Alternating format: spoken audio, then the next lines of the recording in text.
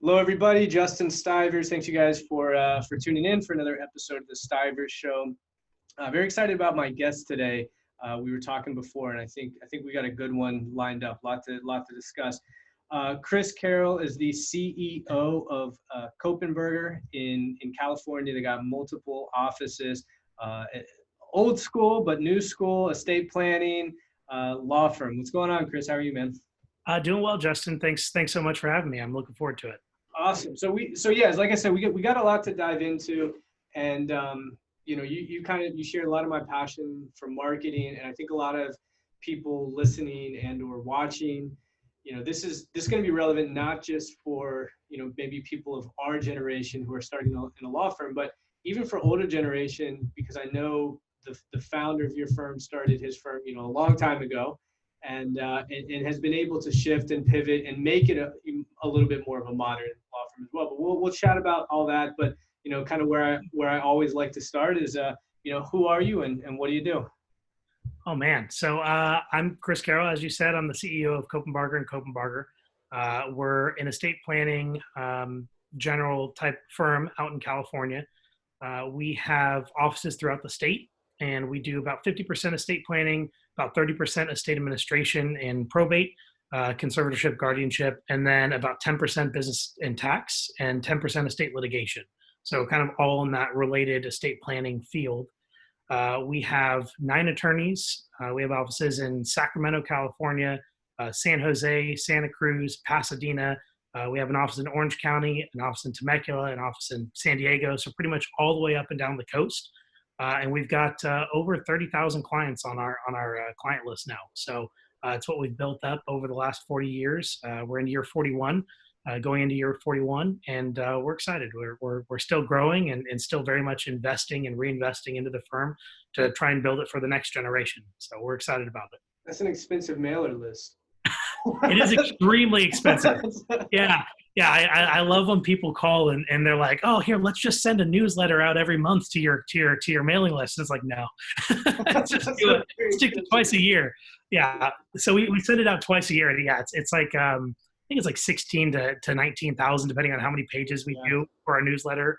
And we do that twice a year, and it brings in great business. It's a really great way to touch clients, but there's no way we could do it monthly. It's just, it's outstanding. Yeah, I do a monthly one, but my list is like 250 people, and still I'm like, it's just worth it. Yeah. It's a very expensive mail list, even and trying to get important information out, right? Like when the Secure Act passed, and trying to get that information out, it's like, well, there goes 20 grand, just trying to tell people. And then every single one that you get back because somebody moved or whatever, you're just annoyed, right? So you we talked a little bit about your background, and you started the firm in marketing, right? Yeah. So I started in the firm in marketing, yeah. And then you transitioned now into the CEO position? Yeah, exactly. So I went from marketing at a time when the firm really needed a marketing lead, and the founding partner at that time took a huge risk with the firm. Even at that size, we were about $1 million practice back then, and took a big leap on a 21-year-old kid, 22-year-old kid at that time to run the marketing. And I came in and they liked what they saw, and we had good results. And so moved into director of operations and marketing, went more management and kind of split my time between management and marketing. And then I'm going on year 2 of being CEO after doing director of operations and marketing for about 6 years. So why a law firm? Why, because I know a couple of people who are the marketing directors at law firms or whatnot. Like, to me, and I do marketing because it's my business. I got to market for it. Sure. But I feel like if I was in marketing, law firms would not be attractive to me. It's certainly a challenge, right? I think about it all the time, and I joke with my marketing team on a regular basis about, if we can do this when we're trying to market estate planning, imagine what we could do if we were, trying to sell a cool car like a Tesla, Model S or something. It's like, man, that'd be so much easier. I think I like the challenge, is a big part of it. I like the challenge of building a law firm, because it's so different. It's so segmented from everything else. There's so much tradition there, which adds its own challenges. And I think we'll talk about that a little bit later in the show. It's just a good challenge, and I enjoy it. And then from a planning side, I'm not sure if you've ever read Start With Why by Simon Sinek, but you talk about your why, right? And for me, leadership and inspiring other people to do things that inspire them, that very much like what Simon Sinek's why is.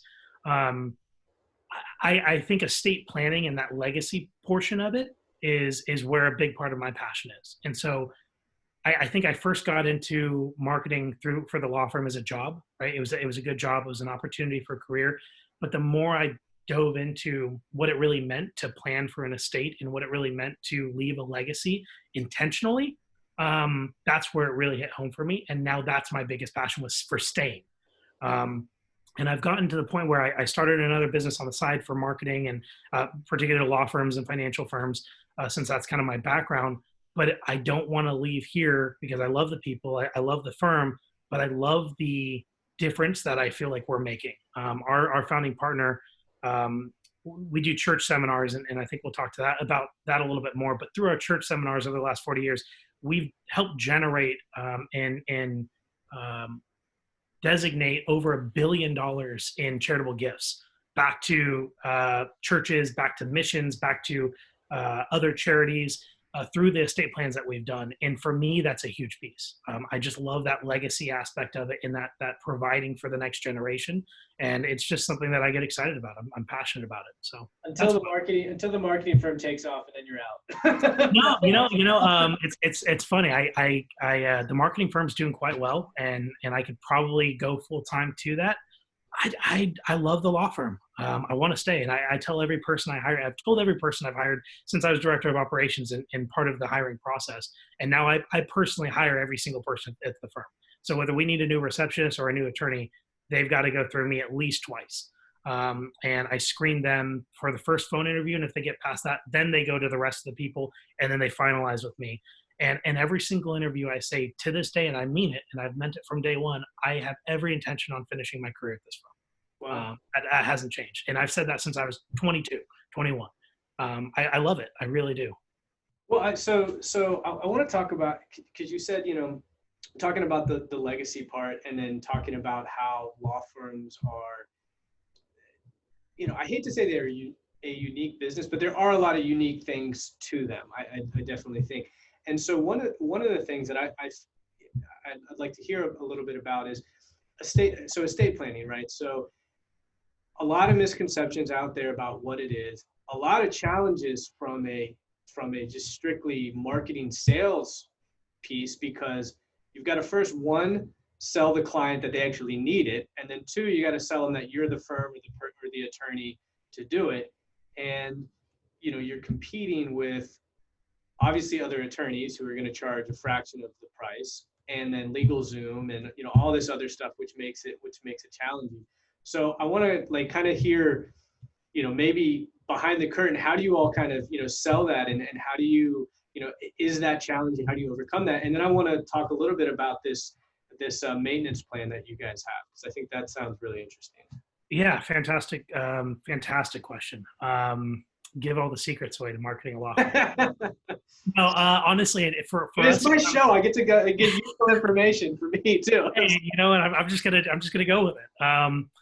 No, it's for us. It's always been, I think, the key component of marketing a law firm, particularly an estate planning law firm. And I think that there are even unique parts of estate planning, because again, like you said, it's not really something tangible. Especially, you get a stack of papers, but what can you do with it, right? You stick it in a safe or a safety deposit box, and then you move on. Or you have a digital copy on a flash drive, and then the attorney keeps a copy. It's nothing. You're not walking away with anything. You don't get a settlement. You're not, so I think that it is hard, and it is particularly unique with estate planning. And the way that we've kind of tackled it or addressed it is education, right? Is we've really looked at ourselves as I'm not marketing estate plans. I'm marketing education on estate planning. And for me, the difference is exactly what you said. You have to have people realize why they need it or that they need it before they're willing to buy it. And because they don't have that tangible piece, you've got to do a really good job on the education side. And so that's really what's driven our marketing, is very much the education. And then from there, once you do finally get their attention, you better treat them right. You better create a long-lasting relationship and make a good impact, because you're right. There are other people out there doing the same thing for cheaper, and it's not the same. And we know that, but they don't know the difference. And there's a lot of internet companies out there that are doing the same thing, and that's even cheaper. And it's like, honestly, it'd be cheaper for you not to do that, because it's just going to cost you more money in fees by doing it that way. But it's hard to explain, because people naturally are going to feel defensive when you're trying to sell them something. And so if you say, oh no, that really cheap plan over here that looks really great is really awful for you, they're like, oh, of course this guy's going to say that, he's trying to charge 10 times as much or whatever. When really you've got to be out there trying to educate. That's what's going to help, and that's been the main driver for us, is education. So we do the workshops, but we go on probably too much of an education and not enough sales, to be honest, on our workshops, on our on-demand webinars, on our live webinars, on our client appreciation events or client seminars that we do every year. It's just very heavy education. And so I think that has to lead it. That's got to be the vanguard on marketing for an estate planning practice or a probate practice, because if they don't recognize what the problem is, if you don't address the problem and make it relevant to them, then they're never going to see the value proposition in what you're trying to sell them.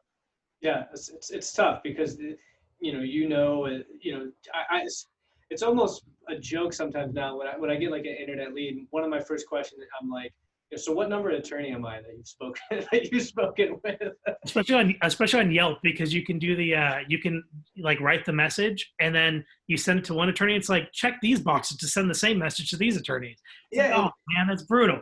And that it's definitely a challenge, because that like, I can explain this document to you, this attorney can explain the same, and the explanation sounds the same.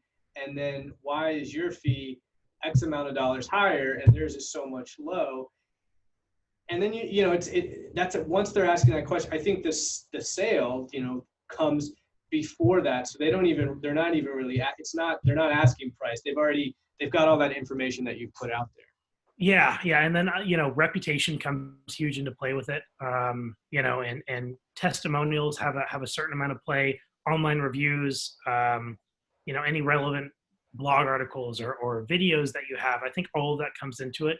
And again, kind of going back to the why, your why has to resonate with theirs, right? And if your why doesn't resonate with their why, you're not going to make that sale. Or if you can't make your why resonate with their why, you're not going to make that sale. And so you got to find who that key demographic is, who most often will share your why, your reason for doing it. Yeah. And it's a challenge. It shifts and it ebbs and it flows, and what works this month won't work next month, and what works for 9 months will stop working for 3 months, and then it works again, and you don't know why. And it's just like I said, it's a challenge. It's a fun one. Well, that's so tell us a little bit about the maintenance plan you have. I'm curious about how that works in general, because I think a lot of estate planning attorneys don't have anything in place, and it's kind of like, hey, I do your will, I do your trust, I do your documents, have your kids call me in 30 years when you pass away, sort of thing. But they're not, or if you need an update in a couple of years, I'd be interested to hear what you guys are doing and how you make that work. Yeah, great question. So we started our maintenance plan, which it wasn't even called anything at that time. We didn't know it was a maintenance plan. It was just, we started a program. For us, it's called our Access program, that we offered to our clients starting like 40 years ago. We've had this created. And what we did is we decided to go with a lifetime model where they pay one time. And for that one time, they get X amount of benefits. And so for us, it's they were paying at the time in the beginning like $3,500, which is a lot of money. It was almost probably the same price as their estate plan back then, right? So it was double the price. But they bought into kind of a lifetime membership with us as a firm. And what that got them was every year it got them unlimited phone call questions to the law firm that could be answered. It got them 2 hours of attorney time to review estate planning questions or in-person changes that they might want to make, and then a $300 credit towards any changes that they wanted to make every year. That was not, it didn't continue to grow, so it didn't carry over. It was a use it or lose it situation for the 300. And that was all related to estate planning, because that's all we really did back then. So the whole program, the whole maintenance program, only is focus on the estate planning side, although we have added some additional benefits on the estate administration side. We give them a credit towards the estate administration if they're successors or come in and do the administration through us. And so for that $3,500, they got those benefits. But the kicker was, and this was the real kind of genius behind it, if I may, was they could give those benefits to any new prospect and as many new prospects as they wanted at any time. And they could still use the benefits for themselves. So it didn't take anything away from them, but it incentivized them in a massive way to grant those benefits, the free consultation and the $300 credit to any new prospect that they brought our way.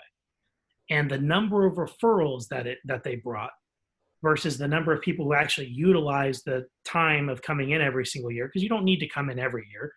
We tell our clients every 3 years is you should review it every year, but come in every 3 years to review it with us, or 5 years to review it with us.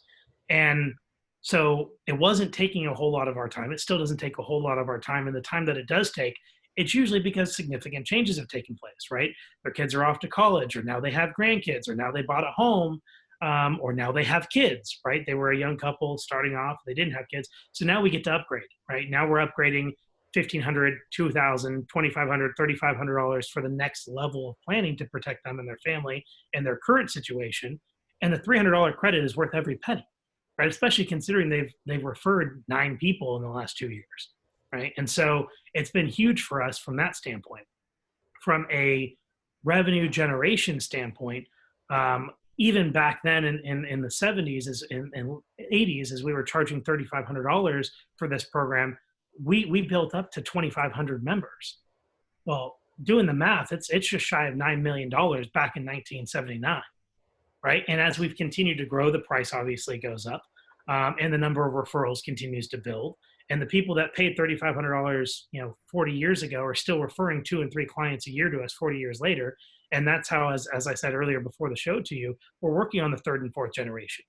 Because who doesn't want their kids to work with the same attorney if it's a positive relationship and a lasting relationship? And so we've kind of built ourselves into this legacy firm that does legacy planning, I guess. I love it, man. So do you normally charge for your consultations? Yes and no. It depends. The way that we do it, again, going back to education, the education pieces, we want people to be educated before they come in and meet with us. So we basically have a deal where if they go or attend or listen to any type of educational webinar or program or seminar or event that we do, then it will get them a free consultation. If they choose not to or are unable to do so, then we'll charge for the consultation. Gotcha. So I'm curious. So at what point are you kind of offering this maintenance plan? When does that come into the conversation? Yeah. So I'd say probably 10% of the time we offer it in the meeting itself, in the consultation or in the signing appointment, maybe 10% for each of those. The other 80% of the time we actually offer it at our annual client seminars. And there's some great psychology, some great reasoning behind that. What we do is every single year we do updates, legal updates, and it's usually from 9 a.m. to 12. We have a break, a 15, 20-minute break in between. And we do this in each of our main areas across the state of California. And we do this every year and have done it for 40 years. And what we do is it's an opportunity for us to continue the relationship and continue being in front of our clients and meeting their kids and meeting their successor trustees and meeting their beneficiaries and building those relationships. But it's also a great opportunity to talk to them about the changes in the law or changes in circumstances in their lives that would affect their plan, right? And so the topics vary every single year. There's some consistency, like we always go through a basic, hey, here's a refresher of estate planning basics in 10 minutes or less, right? And then we move on to, hey, here's what this year's subjects were, like the Secure Act and how it affects your IRAs and designated beneficiary accounts and stuff like that. Then we go into this year's topics were preparing successor trustees. And then there was another topic on how to avoid estate litigation, or the 3 most common things that lead to an estate being litigated. And so we talk about these different things. It's an opportunity for our attorneys to all get in front of the clients in person, well, up until this year, in person. We do appointments in the beginning, at the break, and at the end. and we'll walk away from, our I'll just pull one, Pasadena seminar. We'll probably have 350 people attend this client seminar. And it's really interesting because they're called client seminars, but only 60% of the people end up being clients. The other 40% are referrals, right? They're the people's kids, grandkids, neighbors, best friends, it's pastors, et cetera, et cetera. And they want to introduce them to us because they're excited about the relationship. And so we sell the access, the maintenance program inside of those. What we do, and the way that we do it is we do it as a review. And it's like, all right, we're going to, just remind everybody to use your access membership benefits. If you're, raise your hand if you're an access member, and 40% of the room goes up, right? Or 30% of the room. A special card or something like that? Oh, yeah. Oh, they get special name tags. They've got a special access card with their benefits and their name on it and everything, their access number. Yeah, they get a full lanyard, with like the Copenbarger logo all across it, as opposed to like just your basic black lanyard. Instead of a sticky name tag, they get the full big plastic thing. It says access member on it. They get oh yeah, there's all sorts of fun little. They get their own line for registration and coming in. It's all that stuff that resonates. Yeah, it's awesome.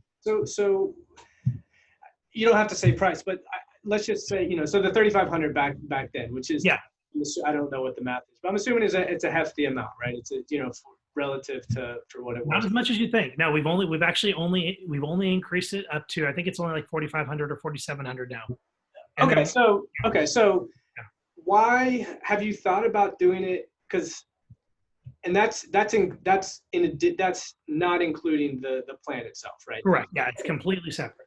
Separate. Also, though, and I think where you're going maybe is, have we considered doing an annual plan or a monthly, like, or an annual or a monthly? Because I mean, you're in the marketing space. Like every freaking vendor that I have, it's like every month. It's like, how do I build that out? Yeah, the answer is absolutely yes. And we're really close to rolling it out.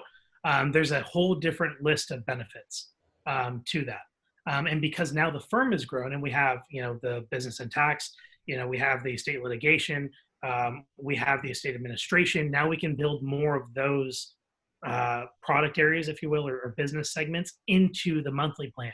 Whereas before, and still currently, the access program is only relevant to estate planning. And so now we can kind of open it up to the whole, ability of all the different business segments of the firm. That's awesome. And so, for people listening, it probably sounds like super overwhelming to the solo and small law firm who wants to get to that level or whatnot. And I know one of your passions and what you talked about is leadership, management, all of that. What is so what's maybe like just an example, what's kind of like the process when you're saying, hey, let's set up this, monthly annual maintenance plan or whatever. We've been doing, the founder, he's kind of set up that annual or that lifetime one a long time ago. It was working fine. You come along, or maybe even before you decide to kind of shake it up a little bit.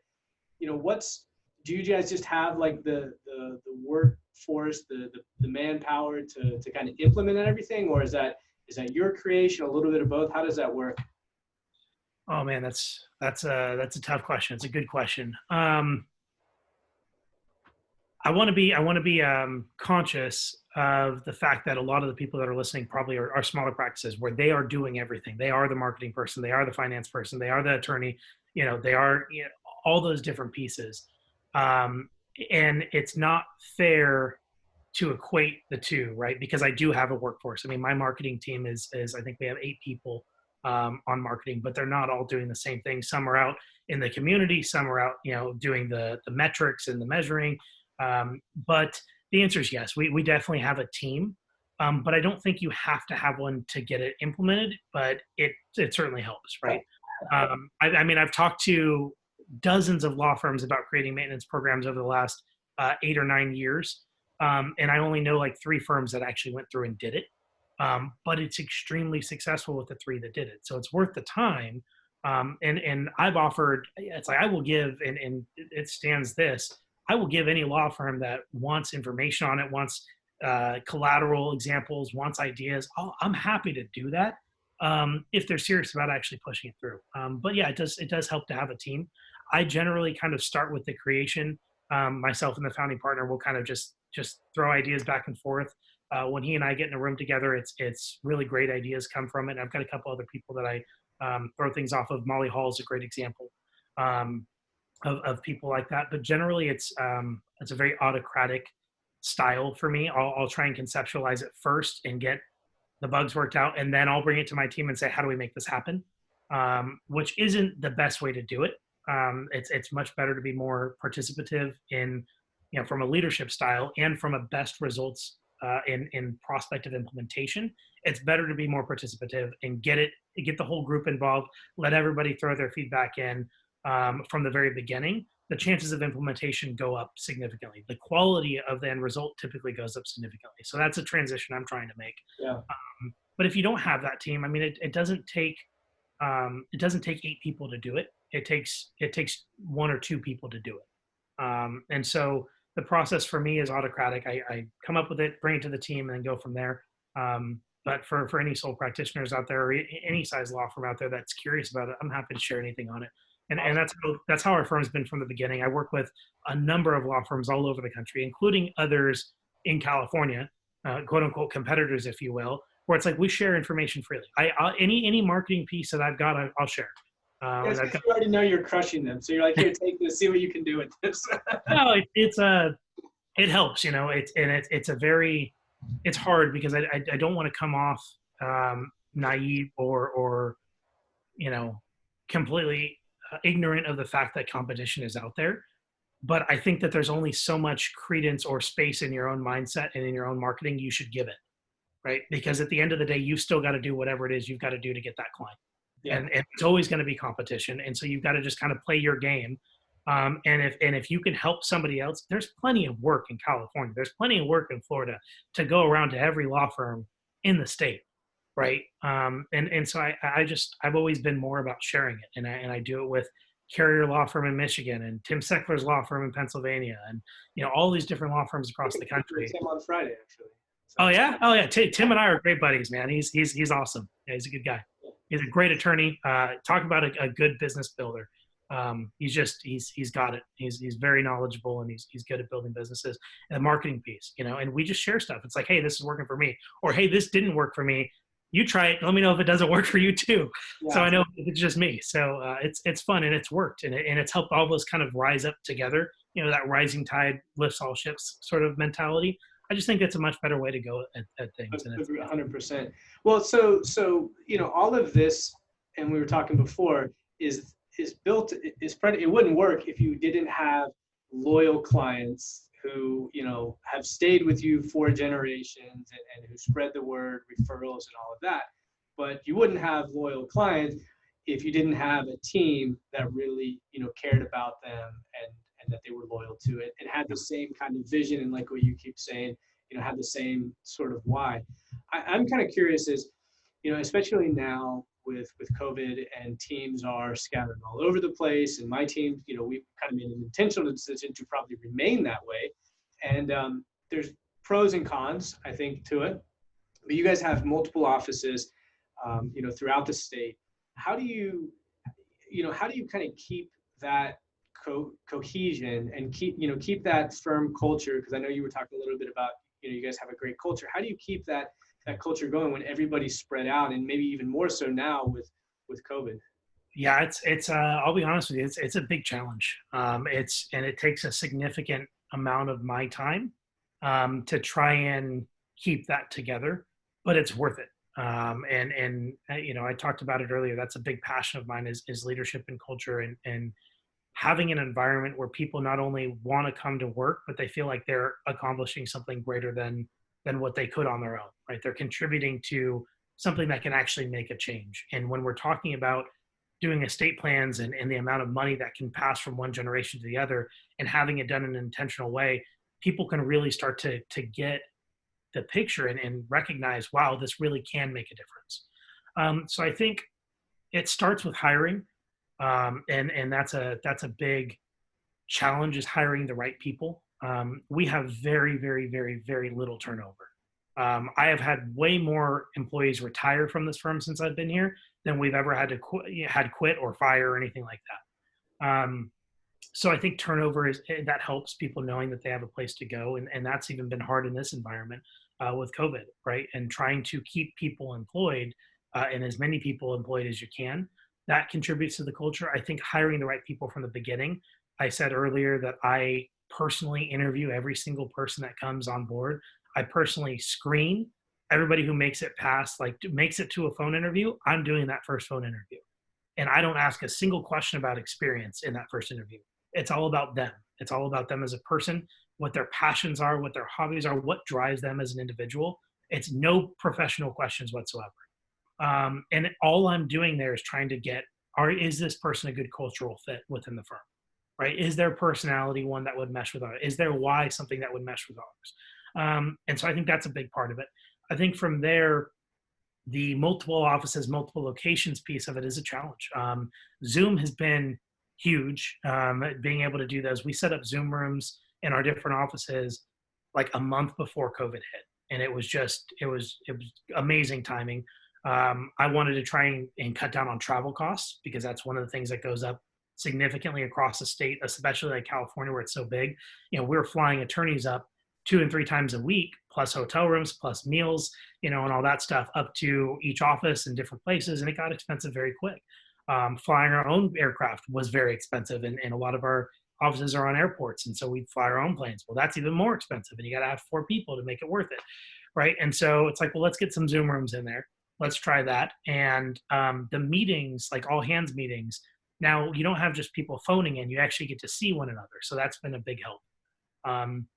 I think continuing to keep all the employees engaged with one another is really important. So we have a wellness program at our firm, and one of the things that we do is we do like walking challenges, or we'll do just mental health challenges where you meditate for 15 minutes a day, and then we give away things like vacations. We give away things like we've had people go to Nashville, we've had people go to Costa Rica, people go into Hawaii, or we'll pay for that trip for those who have participated in these challenges that really are designed to bring people together. It's great on an individual basis, but it really all contributes to the team and that cohesion, because there's individual challenges and there's team challenges built into those.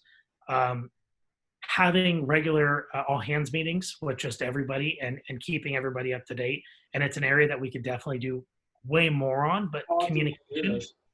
All hands, I try to do an all hands meeting every quarter.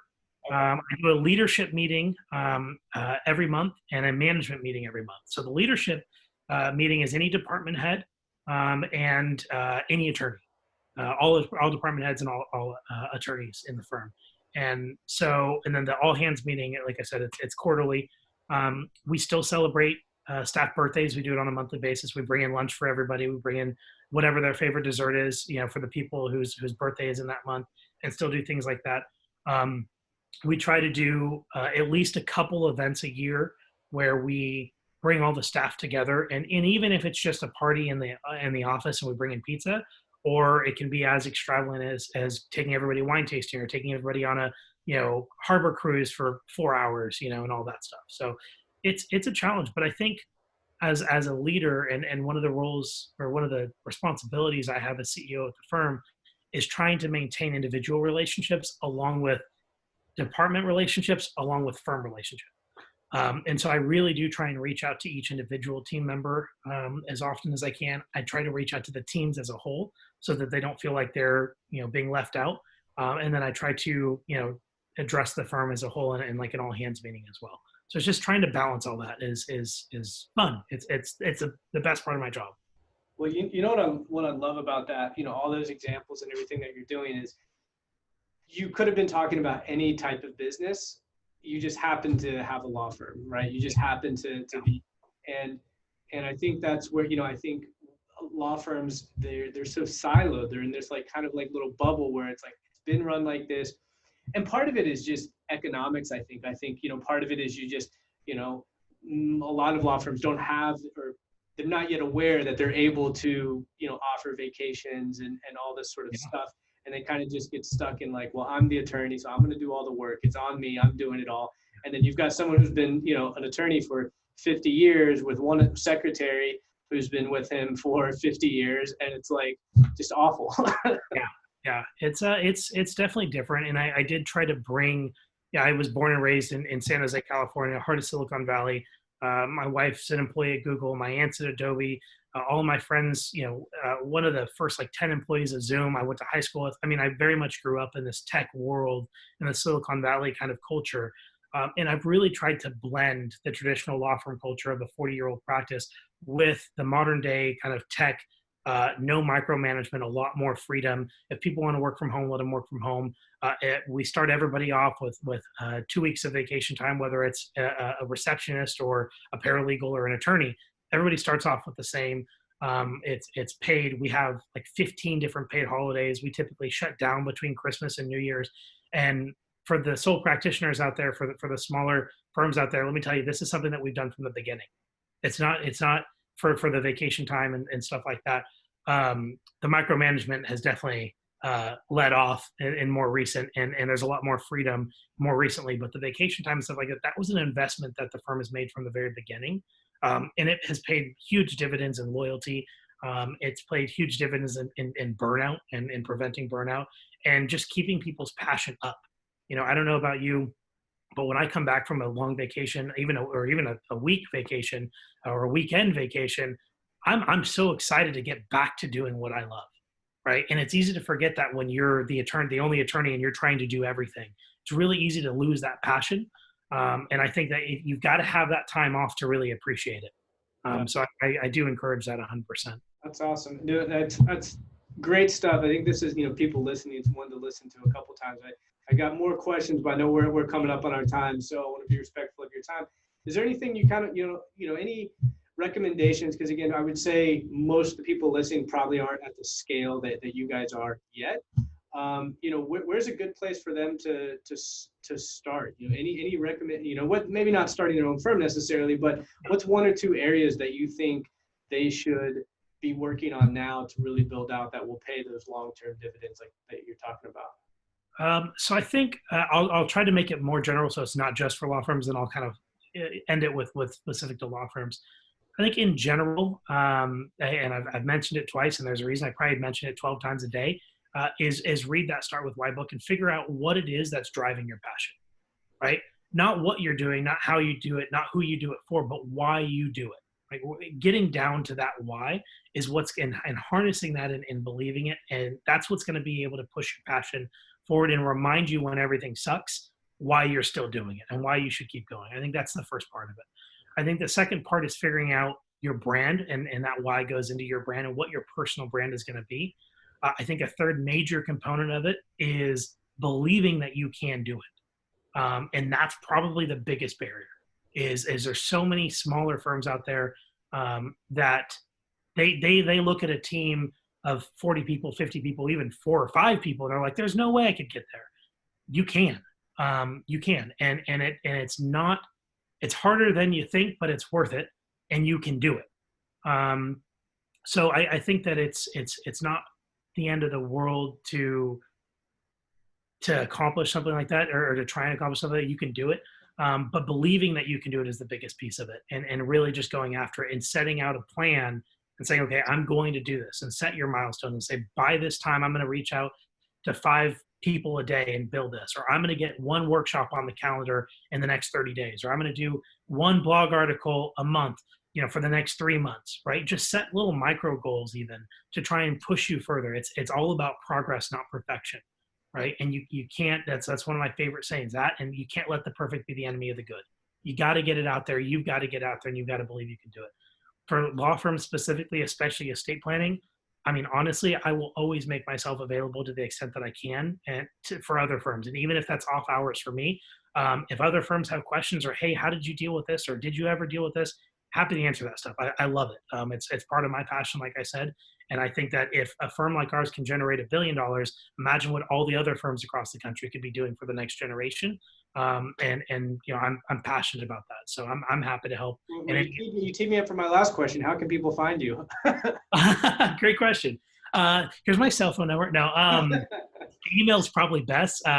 So my email, they can email me. That's fine. My email is chris@copenbarger.com, CHRIS at COPENBARGER.com.